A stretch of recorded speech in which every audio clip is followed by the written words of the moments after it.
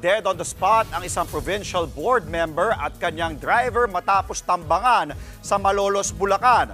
Nasa frontline ng balitang yan si Gary De Leon. Tadtad ng butas ang SUV na ito matapos ratratin ng di pa kilalang salarin sa Malolos, Bulacan kahapon. Dead on the spot ang sakay ng SUV na si Ramil Capistrano, Provincial Board Member ng Bulacan at Presidente ng Provincial Association of Barangay Captains. Namatay din ang driver niyang si Cedric Suarez. Base sa investigasyon, pauwi na ang mga biktima mula sa sesyon ng Sangguniang Panlalawigan nang tambangan sila ng gunman. Nagawa pa ng driver na umatras habang binabaril at nabangga nito ang isang tricycle. Tinumbok din ng SUV ang isang yero na gate ng isang junk shop.